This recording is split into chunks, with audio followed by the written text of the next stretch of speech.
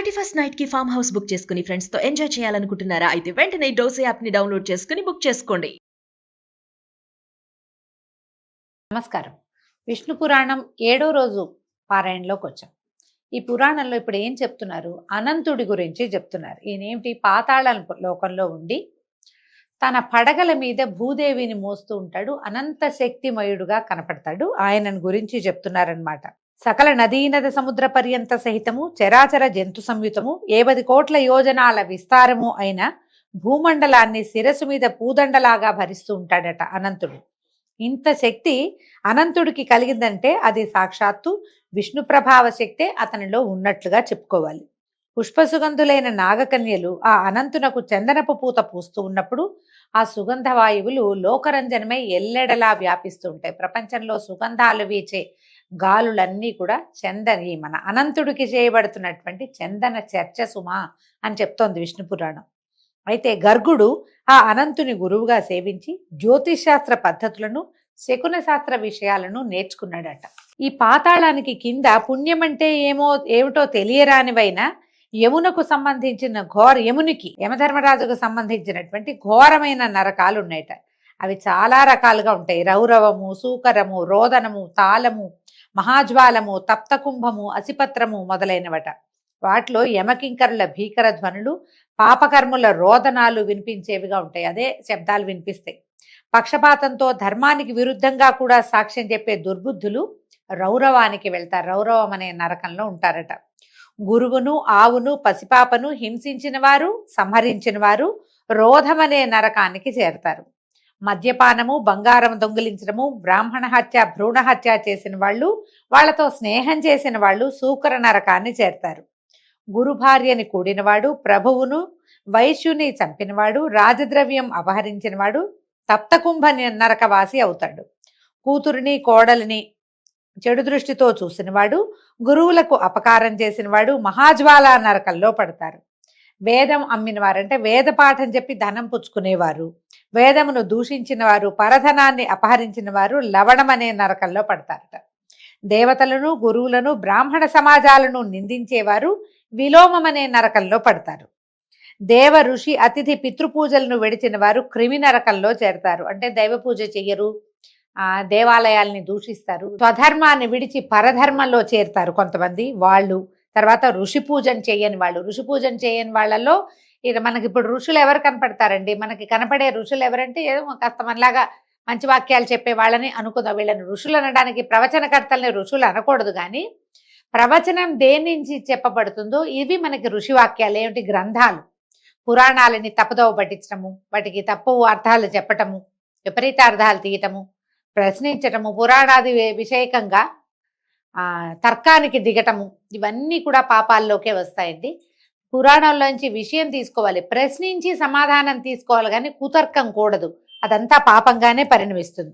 అతిథి, పితృపూజలను విడిచిన వారు అంటే తాత తండ్రులకి తద్దినాలు అవి పెట్టని వాళ్ళు కూడా, నాకు అలవాట్లేదు, నాకు నమ్మకం లేదు లాంటి భావాల్లో వెళ్తే వీళ్ళంతా అక్కడ చేరతారట. నమ్మకం లేకపోయినా మనకు తెలియని విషయాన్ని నమ్మని వాళ్ళు ఇప్పుడు చాలా మంది చేరారండి ఈ కాలంలో.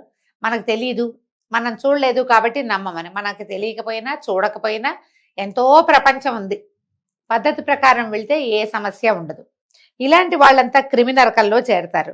అపవిత్ర దానం పట్టినవాడు, మృష్టాన్నం ఇతరులకు పెట్టక తానే భుజించేవాడు, ఉప్పు, బెల్లము, పాలు, నెయ్యి, మాంసము, తిలలు, తైలము, తేనె, చల్ల పెరుగు వర్తకం చేసేటువంటి బ్రాహ్మణుడు, పిల్లిని, కోడిని, కుక్కను, మేకను, గొర్రెను పెంచేవాడు, భూతదయలేనివాడు అయినటువంటి బ్రాహ్మణుడు అధోముఖం అనే నరకంలో పడతాడు. ఈయన లెక్క ప్రకారం అండి, పిల్లులు, కోళ్ళు, కుక్కలు వీటిని బ్రాహ్మణులలో పెంచకూడదట, పనికిరాదని చెప్తున్నారు. పురాణాన్ని కొంత మటుకు తప్పకుండా తీసుకోవాలండి. మరి ఏం చేస్తాం, ఈ కాలం మారింది కదా, పాతకాలపు పద్ధతి. ఎంత చేయగలిగితే అంత చేసుకోవాలి. వీళ్ళు అలాంటి నరకంలో పడిన చపరాని బాధల్ని అనుభవిస్తారట. చేపల్ని పట్టి బతికేవాడు, నాట్య విద్య నేర్చినవాడు లేదా నేర్పినవాడు, విషం పెట్టినవాడు, స్త్రీ వలన బ్రతికేవాడు, ఇల్లు కాల్చినవాడు, ఆశ్రయించిన వారిని తనకు మేలు చేసిన వాళ్ళకి ఎగ్గులు తలపెట్టేవాడు లేదా సంహరించేవాడు, యజ్ఞ సమయంలో సోమాన్ని అమ్మిన బ్రాహ్మణులు కూడా రక్త నరకంలో పడతారు. ఇవన్నీ కూడా బ్రాహ్మణులకు చెప్పబడ్డాయి. వీళ్ళు ఇవన్నీ చేయకూడదట. తేనె పట్లు చెడగొట్టినవాడు, కులగౌరవం చెడగొట్టి బతికేవాడు, గ్రామజనులకు హాని కలిగించేవాడు వైతరిణిలో చేరతారు. ఈ వైతరిణి అనేది చీము నెత్తురుతో దుర్గంధపు ఇష్టంగా ఉండే నది అని చెప్తారు. నరక ద్వారానికి ముందు వైతరిణిని దాటాల్సి వస్తుందని చెప్తారు. ఈ వైతరిణిని ప్రతి జీవుడు దాటాలి. చాలా మంది ఏం చేస్తారంటే విధానంగా చెప్తారండి, దశదానాలు చేయాలి. అందులో ప్రత్యక్ష గోదానం చేస్తే ఆ ఆవు తోక పట్టుకుని జీవుడు వైతరిణిని సులువుగా దాటేస్తాడట. అందులో మునగక్కర్ల, ఆవుతో పాటు వెళ్ళిపోతాడు. అందుకని పెద్దవాళ్ళు దశదానాలు చేయాలని, ప్రత్యక్ష గోదానం విశేషంగా మంచిదని చెప్తారు. ఈ కాలంలో ఏంటంటే తమ సంతానం మీద నమ్మకం లేకపోతే వాళ్ళకి అవకాశం లేదని భావించో, మనం జీవించి ఉండగానే గోదానం చేసుకుందామని భావించి పెద్దవాళ్ళు చాలా మంది ఇవాళ రేపు గోదానం చేస్తున్న వాళ్ళు కనపడతారు. ఆ గోవు వల్ల తమ నరక ద్వారాలని సులువుగా తరిస్తామని నమ్ముతారు. గొర్రెలను పెంచి చంపి వాటి మాంసం అమ్మి జీవించేవాడు, వేటాడి సాధు జంతువులు సంహరించేవాళ్ళు కూడా అగ్నిజ్వాల నరకంలో పడతారు. వ్రతలోపం చేసిన వాళ్ళు, తన కులాచారాన్ని విడిచిన వాడు, వంట వండి ముందు తానే భుజించిన వాడు సందంశం అనే నరకంలో కింకర శిక్షలు అనుభవిస్తారట. పగలు నిద్రించే బ్రహ్మచారి, మిత్రఘాతకుడు, కుకమాక మాంస భక్షకులైన వారు నరక బాధలు పొందుతారు. ఇంకా ఇలాంటివి పాపకర్ములను ఏడిపించే నరక భేదాలు చాలా ఉన్నాయట. పాపాలకు తగిన నరకాలున్నాయి. హెచ్చు తక్కువ లేక పాపాత్ములందరికీ అక్కడ శిక్షలు పడుతూ ఉంటాయి. నరకంలో ఉన్నవారు దేవతలను తలెత్తి చూడలేరు. అలాగే దేవతలు కూడా ఆ పాపులను తలలు వంచుకుని అసహ్యంగా చూస్తారట. తలంచి చూస్తారు. తలంచి అంటే చూడరని అర్థం. ఇంకా పుణ్యాత్ములు స్వర్గానికి వెళ్ళి సుఖంగా జీవిస్తున్నట్టుగా పాపాత్ములు నరకానికి వెళ్ళి కష్టాలు చుట్టుకొని ఏడుస్తూ ఉంటారు. దీనంతటికీ సారాన్ని చెప్తున్నారు చూడండి. మనసుకి సంతోషం కలగటం స్వర్గం, దుఃఖం కలగటం నరకం. మేలు స్వర్గం, కీడు నరకం. ఇంతే. ఏదో మనుషుల వల్ల 1,00,000 అవుతూ ఉంటాయి తప్పులు పొరపాట్లు. ఈ చేసిన పాపాలకి తగిన ప్రాయశ్చిత్త కర్మ చేయని వారు నరకయాతనలు అనుభవించక తప్పదు. స్వయంభూవాదులైన మనువులు, స్వయంభూవుడు మొదలైనటువంటి మనువులు, మహామునులు మనుషుల పాపాలకు తగిన ప్రాయశ్చిత్తాలని లోకోపకారకాలుగా చెప్పారు. ఆ విధులను లోకానికి ఉపకారం అన్నమాట. మనం ఏదో పొరపాటు చేసామో దానికి ప్రాయశ్చిత్తం చేసుకోవచ్చు, చెయ్యాలన్నమాట. ఆ విధులు నిర్వహిస్తే వీళ్ళకి పాపాలు పోతాయి, పుణ్యలోక నివాస సుఖం కూడా కలుగుతుందట. ఇంకొక విశేషం చెప్తున్నారు. ఆ మనువులు మునులు చెప్పని పాప ప్రాయశ్చిత్తం ఏంటంటే శ్రీమన్నారాయణ నామస్మరణం. దానిని నిశ్చల మనస్సుతో చేసిన వారికి ఎలాంటి పాపమైనా ఇట్టే నిశ్శేషంగా ఎగిరిపోతుంది. మనం కార్తీక పురాణంలో కూడా ఇలా వింటామండి. మనం ఎన్ని తప్పులు చేసినా నారాయణ నామస్మరణ చేస్తే పాపం పోతుంది అంటే ఎంతసేపు నారాయణాన్ని తప్పులు చేయమని కాదండి దాని అర్థం. అట్లా తీసుకోకూడదు, సూక్ష్మంగా తీసుకోవాలి. మీరు ఒక పొరపాటు జరిగింది, ఏదో జరిగిపోయింది, కొంత వయసు వచ్చాకైనా జ్ఞానం కలిగి తప్పులు మానేసి నారాయణ నామస్మరణ చేస్తే గనక ఇక తప్పు చేయకూడదు. మళ్ళీ చేస్తే ఇదే అమెండ్మెంట్ అక్కడ అవుతుందని పొరపాటును కూడా అనుకోదు. ఆ పురాణం అట్లా చెప్పటం లేదు. ఈ వాక్యాలు వినేసరికల్లా మనం ఎన్ని పాపాలు చేసినా నారాయణ అంటే పోతుందా అని కుతర్కం చేస్తాం మనం. ఇక పాపం చేయనని ఒట్టు పెట్టుకుని నారాయణుడి మీద అప్పుడు నారాయణ నామస్మరణ చేసుకోవాలి. ఆ తర్వాత ఇంకా చేయకూడదు. మనం పురాణ గాథల్లో ఎలా వింటామంటే అంత్యంలో నారాయణ నామస్మరణ చేశాడు అంటే ఆ తర్వాత ఇంకా వాడు జీవించలేడు ఏ తప్పైనా చేయటానికి. ఏం చెయ్యకపోవటం వల్ల ఇంకా వాడికి ఆ స్వర్గ సుఖమో లేకపోతే నారాయణ సాయుధ్యమో విష్ణు సాయుధ్యమో లభించిందని చెప్తారు. మనం ఒక్కసారి ప్రామిస్ చేసుకుని ఇంకా నేను ఈ పొరపాటు చెయ్యను, జీవితంలో తప్పులు చేయకుండా ఉంటానని భగవన్నామ స్మరణలోకి దిగిన వాడికి పాత పాపాలేవి అతని వెంట రావు. నువ్వు మళ్ళీ చేస్తే చేసిన పుణ్యం కూడా పోతుంది, నారాయణ నామస్మరణ కూడా ఎగిరిపోతుంది. ఏ వ్రతాలు, పూజలు, జపాలు, తపాలు, ఆరాధనలు, దాన ధర్మాలు చేసినా కూడా పోని పాపము అచ్యుత గోవింద హరే ముకుంద నమస్తే అని మనసా వాచ శ్రీహరి ధ్యాన స్మరణ గనక చేస్తే రూపు మాసిపోతుంది. జన్మాంతమందు పరమపద ప్రాప్తి కలుగుతుంది, పునర్జన్మ మరి కలుగదు. వాసుదేవనామం భక్తి బీజం. దానిని నిశ్చల మనస్కుడై రేయింబవళ్ళు భజించేవాడు విష్ణులోక వాసుడవుతాడు గాని నరకము చేరడు, చూడడు కూడా. వాడికి ఏ పాపం కూడా అంటదట. కోపం పాపానికి, శాంతమేమో పుణ్యానికి మూలాలు. దుఃఖము సుఖము వాటి వల్లే కలుగుతాయి. ఈ పాపాన్ని రూపమాపి సుఖాన్ని కలిగించేదే జ్ఞానం. దానికి మూలమే హరినామ సంకీర్తనం అని చెప్పగా విని శిష్యుడైన మైత్రేయుడు ఇట్లా అడిగాడట, గురుదేవా భువర్లోకాదులకు సంబంధించిన కథలు చెప్పు, మిగిలిన లోకాల గురించి చెప్పమన్నారు. ఇప్పుడు చెప్తున్నాడు ఈయన. మైత్రేయ, ఇది చాలా శ్రద్ధగా వినవలసిన విషయము. సూర్యచంద్రుల కాంతులతోటి కళకళ్లాడుతూ సాగర కుల పర్వత ద్వీపాలతో ఒప్పుతోంది ఈ భూమి. ఈ భూమి ఎంత విరివి కలదో గగనం కూడా అంతే పరిమాణం. అంటే భూమి ఎంత పెద్దదో ఆకాశం కూడా అంత ఉంటుందట. ఈ రెండిటికి హద్దులు లేవు. లోకాలు ఎంత పెద్దవో చెప్తున్నారండి. భూమండలానికి 1,00,000 యోజనాల పైన ఉంటుంది సూర్యమండలం. అలాగే చంద్రమండలం కూడా అంత దూరంలోనే ఉంటుంది. చంద్రమండలానికి అన్ని యోజనాల దూరంలో నక్షత్ర మండలం, దానికి 2,00,000 యోజనాల దూరంలో బుధమండలం, దానికి అంతే దూరంలో శుక్రమండలం, దానికి అంతే ప్రమాణంలో అంగారక మండలం, దానికి 2,00,000 యోజనాల దూరంలో బృహస్పతి మండలం, దానికి అంతే దూరాన శనేశ్వర మండలం, దానికి 1,00,000 యోజనాల దూరాన సప్తర్షి మండలం, దానికి అంతే దూరంలో ధ్రువ మండలం ఉన్నాయి. ఆ ధ్రువుడికి జ్యోతిష్ చక్రం ఎలా ఉంటుందంటే అదంతా అంగవిభూషంగా కనపడుతుంది. ఆ ధ్రువ మండలానికి 1,00,000 యోజనాల పైన మహర్లోకం ఉందట. దానిపైన 2 పైన జనర్లోకం, తర్వాత కల్పాంత వాసులైన దాంట్లో ఈ జనోలోకంలో ఈ కల్పాంతం వరకు జీవించి ఉండేటువంటి సనకాది యోగులు ఉంటారట. దానికి 4 దూరంలో తపోలోకం ఉంటుందట. దానికి 4 పైన సత్యలోకం.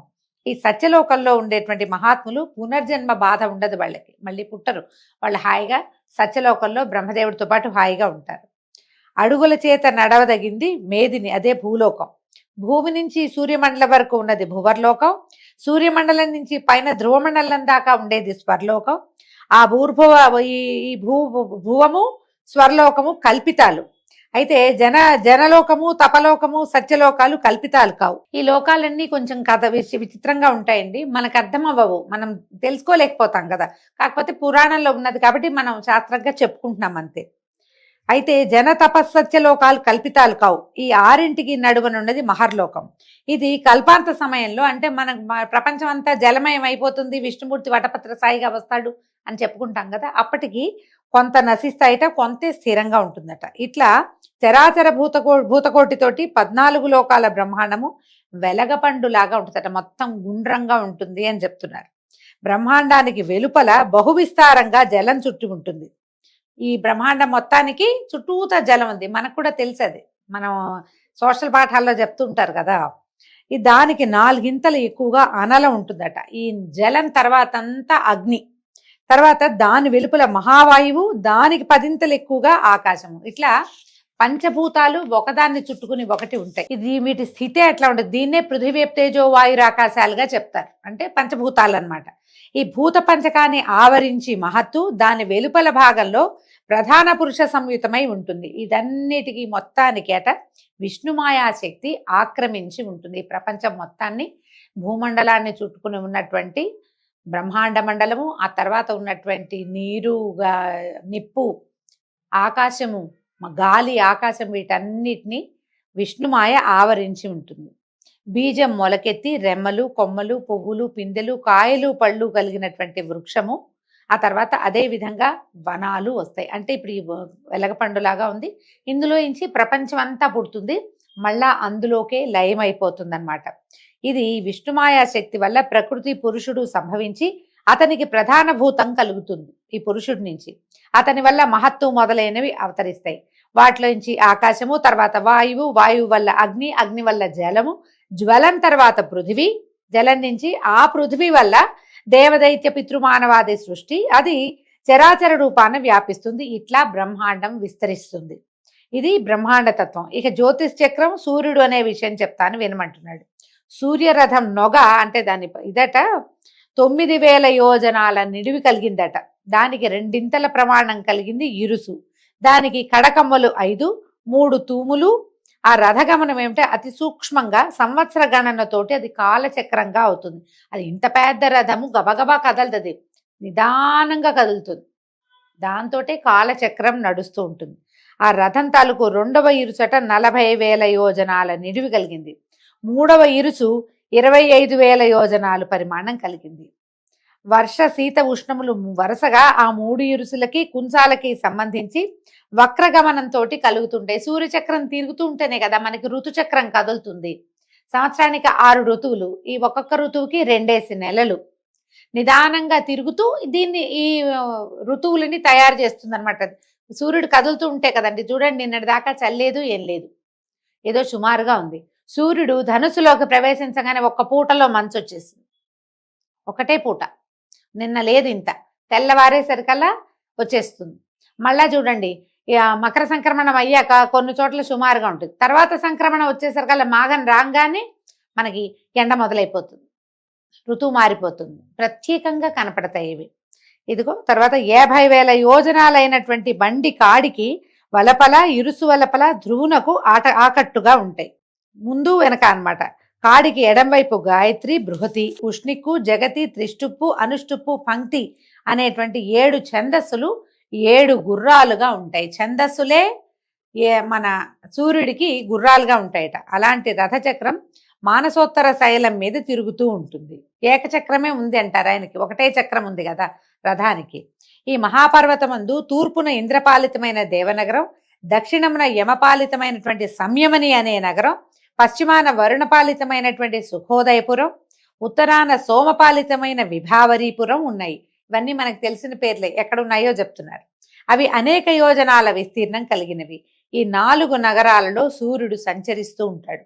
ఆ సంచారానికి సంబంధించినవే మనకి ఉదయాస్తమానాలుగా కనబడతాయి. ఇక్కడ లేవదీశాడు, పొద్దున్నే లేచాడు, సాయంత్రం పడుకుంటున్నాడు అని అర్థమవుతుంది. ఆయన ఎక్కడ తిరుగుతున్నాడు అంటే ఈ పర్వతం మీద అటు ఇటు తిరుగుతూ ఉంటాడట. ఆ సంచారానికి తర్వాత సూర్యుడు జ్యోతిష్ చక్రంతో కలిసి 30 ముహూర్తాలు గడవగా అస్తమిస్తాడు, సాయంకాలం అన్నమాట. ఆ సూర్యుడు భాసిస్తున్న ప్రదేశం పగలుగా, ఆ కిరణ ప్రసారం లేని చోట రాత్రిగా ఉంటాయి. ఆయన ఎక్కడున్నాడో అది పగలు. ఇప్పుడు మన దగ్గర ఉన్నాడు, మనం పగట్లో ఉన్నాం. రెండో పక్కకి తిరగంగానే రాత్రి అయిపోతుంది. సూర్య సంచారం ఇంద్రనగరంలో ప్రభాతం, యమనగరంలో మధ్యాహ్నం, వరుణపురాన సాయం సమయం, సోమనగరాన మధ్యరాత్రాన్ని కలిగిస్తుంది. ఆ సూర్యుడు కనిపించేది తూర్పు, కనిపించనిది పడమర అని గ్రహించాలి. ఇది భూలోకవాసులకి, మనకన్నమాట. సూర్యుడు కనిపించే దిక్కేమో తూర్పు దిక్కు. మనకు తెలుసు కదా, తూర్పు తిరిగి దండం పెడతాం. తూర్పు తిరిగి దండం పెడితేనే సూర్యుడి అనుగ్రహం కలుగుతుంది, ఆరోగ్యం కలుగుతుంది. ఏ పనికైనా సమాధానం లభించేది సూర్యుడి వైపు చూస్తేనే. పడమర ఏమిటి, సాయంకాలం అయ్యేసరికల్లా ఎర్ర ఎర్రగా అవుతుంది, ఒక గంట గడిచేసరికల్లా వెళ్ళిపోతాడు. కానీ పొద్దుటించి చాలాసేపు సూర్యుడు తూర్పు మీద ఉంటాడు. సూర్యుడు మకర రాశి ప్రవేశం మొదలు మిథునం వరకు జరిగే సమయాన్ని ఉత్తరాయణం అంటాం. కటక రాశి నుంచి ధనురాశి వరకు జరిగేటటువంటి సంచారాన్ని దక్షిణాయనం అని లెక్క. మానవ లోకానికి ఉత్తరాన ఉన్న ఆ మేరు శిఖరాన బ్రహ్మసభ ఉంది. సూర్యుడు దానికి ఏం చేస్తాడు, ప్రదక్షిణ గతిగా తిరుగుతాడట. మేరుం ప్రదక్షిణీ కుర్వాణం అని చెప్తాం.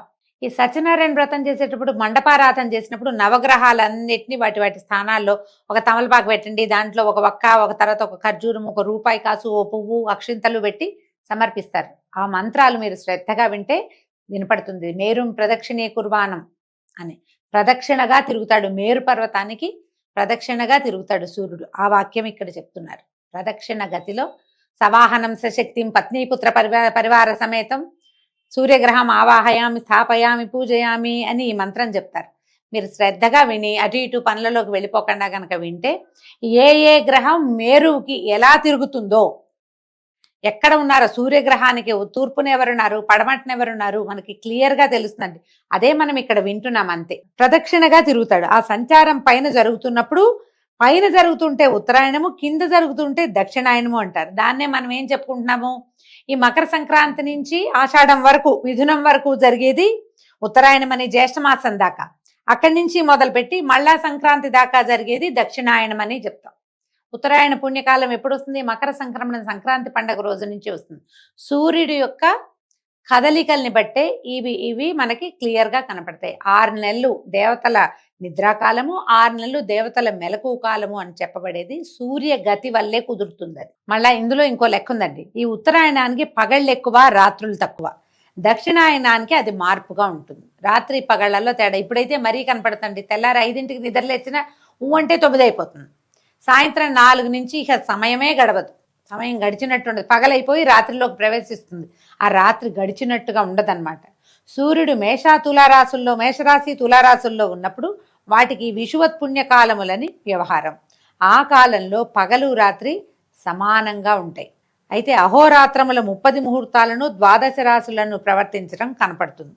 ఒక్కొక్క రాశి ఎందు 2 నక్షత్రాలు, ఒక్కొక్క పాదం లెక్కన 27 నక్షత్రాల్లోనూ సక్రమంగా ప్రవర్తిస్తాడు. ఈ 2 చోట్ల విషువత్ పుణ్య కాలాల్లో మాత్రమే అన్నమాట. అది ఎప్పుడు మేషరాశిలోను తులారాశిలో. తుల అంటే ఏంది మనకి క్లియర్గా కనపడేది కార్తీక మాసంలో సగభాగం, అప్పుడేం ఉండదు, అప్పుడంతా ఈవెన్గా ఉంటుంది. ఉత్తరాయణంలో సూర్యుడు పగలు 13:30 నక్షత్రాలను 18 ముహూర్తాల్లోనూ సంచరిస్తాడు. రాత్రి శీఘ్రగమనుడై అన్ని నక్షత్రాల్లోనూ 18 ముహూర్తాలకే అస్తమించేస్తాడు. ఈ చక్ర సంచారాన్ని అనుసరించి అహోరాత్రాలు సమాన అధిక హీనములుగా అవుతూ ఉంటాయి.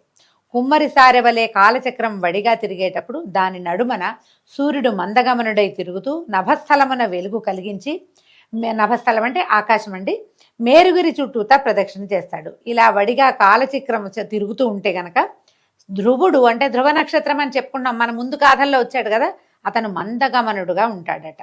ఈ విధంగా కాలాత్ముడైన సూర్యుడు కనిపించడము, కనిపించకపోవటం వల్ల పగలు రాత్రి వ్యుష్టి ఉష అనే సంజ్ఞలు కలవి అవుతాయి. వాటి మధ్యకాలాన్ని సంధ్యాకాలం అని చెప్తారు, సాయం సంధ్య అని చెప్తారు. ప్రత్యేకంగా మధ్యకాలాన్ని సంధ్య అంటారు.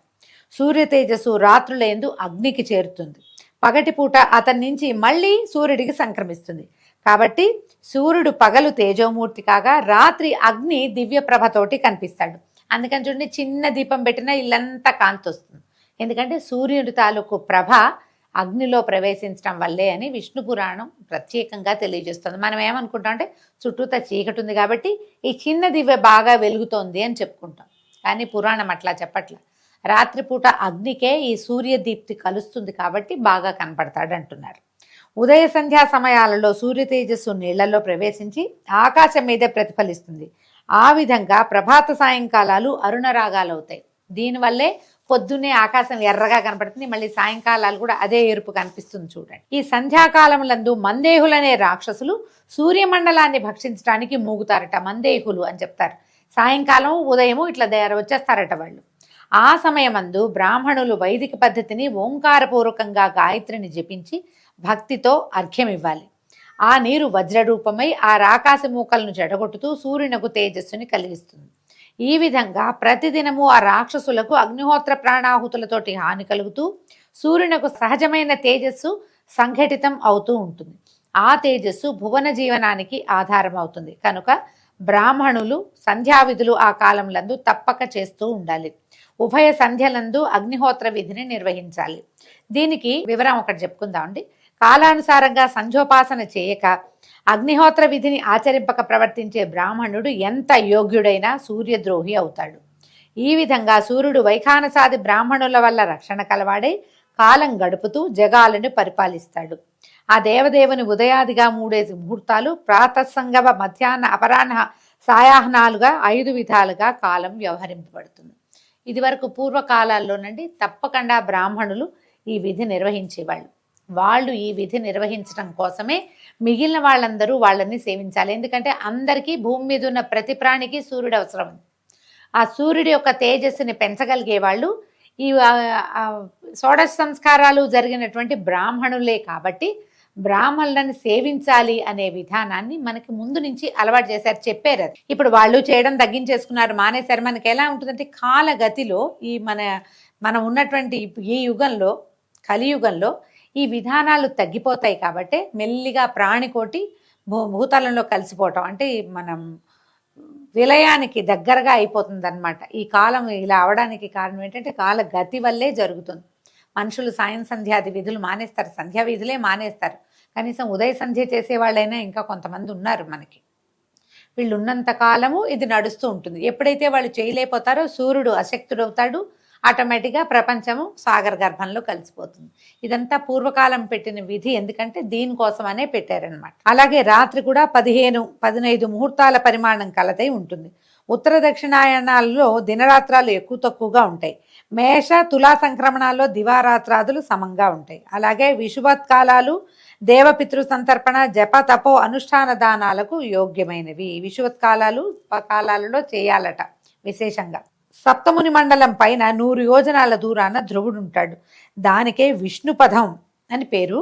అక్కడ ఉంటారట బ్రహ్మణ్యులు అనేవాళ్ళు ఉంటారు. ఈ బ్రహ్మణ్యులు ఎవరంటే పరతత్వం తెలిసిన వాళ్ళు. అంటే దేనివల్ల ఈ బ్రహ్మాండం పుడుతోందో, దేనివల్ల నశిస్తోందో, దీన్ని నడిపేవాడెవడో అదే పరతత్వం. ఆ తత్వం తెలిసిన వాళ్ళు అక్కడ ఉంటారు. వాళ్ళు ఏం చేస్తారు, నిత్యము అష్టాక్షర జపపరాయణులై చిదానందంతో త్వం విష్ణో పరమం పదం అంటూ భక్తులు విష్ణు ధ్యాన నిమగ్నులై అక్కడ ఉంటారు. ధ్రువ మండలంలో విష్ణు పదంలో ఉంటారట. ఆ విష్ణు పదమునందు విష్ణు పాదము నుంచి భువన పావని అయిన గంగ ఉద్భవించి శివ జటాజూటాన్ని అలంకరించి సప్తముని మండలాన్ని పావనం చేసింది. అక్కడి నుంచి చంద్రమండలానికి చేరి చంద్రకిరణాల నుంచి స్రవించే అమృతంతో మెరుగెక్కి మేరుగిరికి చేరింది. అక్కడ అమరావతికి నలుదిక్కుల సీత, అలకనంద, చక్షువు, భద్ర అనే పేర్లతోటి ప్రవహించి అలకనంద శివుని జటాజూటమగుటం నుంచి భగీరథుని ప్రయత్నం చేత భూమండలానికి దిగి పాతాళాన ప్రవేశించి అక్కడ కపిలగోపాగ్ని జ్వాలలతో బూదిరాశులై ఉన్నటువంటి సగరపుత్రులను పవిత్రులను చేసింది. తర్వాత దక్షిణ సముద్రంలో గంగ కలిసిపోయింది. ఈ కథంతా మనకు తెలుసు. దేవదేవుడైన వాసుదేవుడు ఆ పావన నదీ తీరములందుండి తనను సేవించు వారికి ముక్తి మార్గాన్ని చూపుతాడు. ఆ దేవదేవునితోనే లక్ష్మీదేవి ఉంటుందని వేరే చెప్పక్కర్లేదు కదా. గంగకు వెళ్ళి అక్కడ సముచిత కర్మగతితోటి పితృతర్పణంగా తిలోదకాలు, పిండదానాలు భక్తితో ఒక మారు చేస్తే ఆ చేసిన వాని వంశం తరతరాలుగా పావనమవుతుంది. ద్వీపాంతరాల్లోనూ దేశాంతరాల్లోనూ ఉన్నవారైనా ఒక్కసారైనా మనసారా భక్తితో గంగని గనక స్మరించినట్లయితే 3 జన్మల్లో చేసిన పాపాలు తుడిచిపెట్టుకుపోతాయి. ప్రభాత కాలంలో గంగానది గంగానది గంగానది అని గంగానామస్మరణ చేస్తే శుభాలు కలుగుతాయి. పొద్దున్నే అన్నమాట, పొద్దున్నే గంగానామస్మరణ చేయండి, చాలా మంచిది అని చెప్తారు. మనకి కార్తీక స్నానాలప్పుడు చెప్తారండి, మన ఇంట్లో బకెట్లో నీళ్ళతో మగ్గెత్తు నెత్తి మీద పోసుకున్నా హరగంగే హరగంగే అనుకోండి, అప్పుడు ఈ నీళ్లు గంగతో సమానం అవుతాయి అంటారు. మొత్తం సంవత్సర కాలం అంతా ఉదయకాలంలో స్నానం చేసేటప్పుడు గంగా నదిని తలుచుకుంటే పవిత్రులమవుతాము. తర్వాత ఏమైనా పాపం చేయొచ్చా అలాంటి కుశంకలు మాత్రం అడగబోకండి. ఇది చెప్పబడిన వాక్యం అంతే. ఇప్పుడు మనం ఏదైనా ఒక మంచి మాట మాట్లాడామనుకోండి, చెడు చేసేటప్పుడు అది జ్ఞాపకం రావాలి. మనం పొద్దున ఇంత మంచి పని చేసాం, పొద్దునే గంగానదిని తలుచుకుని పవిత్రులమయ్యాము, ఈ పాడు పని ఎందుకు చేయాలి అన్న ప్రశ్న రావాలి. మనకి తర్కం ఎక్కడ ఉండాలి అక్కడ ఉండాలి. తర్కం ఉండాల్సింది మనని మనం ప్రశ్నించుకునేటప్పుడు తర్కం, అప్పుడు లాజిక్. మనం ఎవరినైనా ప్రశ్నించేటప్పుడు బోల్డ్ అన్ని కుతర్కాలు వస్తాయి. మనకి సొంతానికి ప్రశ్నలు అసలు ఉండనే ఉండవు. మనం ఏది చేస్తే అదే కరెక్ట్ అనిపిస్తుంది. ఆ విధానమే మార్చుకోవాలి. మనం ఇలాంటివి వినేటప్పుడు ఏంటంటే ఇందులో కుతర్కానికి తావివ్వద్దు. చెప్పబడిన విధానంగా జీవించగలమేమో చూసి ప్రయత్నం చేయాలన్నదే. ఈ విధంగా లోకపావని అయిన గంగానదికి జన్మస్థానమైన విష్ణుపదమునందు ఆకాశమంతా తానే అయి హరిని ఆత్మలో ధ్యానిస్తూ శింశుమార ప్రజాపతి మకర రూపంతో ఉంటాడు. ఆ మకర పుచ్చమునందే ధ్రువుడు ఉంటాడు. శింశుమారం అంటే పైనుంచి మనకి చిన్న మొసలి పిల్లట, ఆ స్వరూపంలోనే ఉంటాడట ఆయన. ఈ శింశుమార చక్రం సూర్యచంద్రాది గ్రహాలను నక్షత్రాలను తిప్పుతూ తాను కూడా తిరుగుతుంది. అది ఇట్లా గుండ్రంగా తిరుగుతుందట. నాసా వాళ్ళు ఇలాంటి ఒక పిక్చర్ తీశారని ఆ మధ్య వచ్చిందంట. అది ఎట్లా ఉందంటే ఒక మొసలి పిల్లలాగా దాని మూతి పొడవుగా, తోక ఇట్లా. బ్రహ్మాండ పురుషుడు ఈ స్వరూపంలో ఉంటాడని చెప్తారు.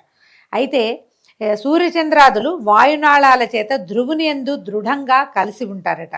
ఆ శింశుమారుడు హరిని గూర్చి తపస్సు చేసి జ్యోతిష్ చక్రంలో ఉంటాడు. ఆ విధంగానే ధ్రువుడు తపస్సు చేసి ఆ శింశుమారం యొక్క అంటే ఈ మొసలి యొక్క తోకలో ఉన్నాడట, తోక భాగం దగ్గర ఉంటాడు అతను. ఈ విధంగా మహావిష్ణువు శింశుమార చక్రానికి ఆధారం అయ్యాడు. శింశుమారుడు ధ్రువుని చేతికి ఆధారం అవుతాడు. సూర్యునకు ఆధారం ధ్రువుడు. సూర్యుడు దేవాసుర మానవ లోకాలకు ఆధారమయ్యి సమస్త భూతకోటికి అన్నపానాదుల చేత సంతృప్తి కలిగిస్తున్నాడు.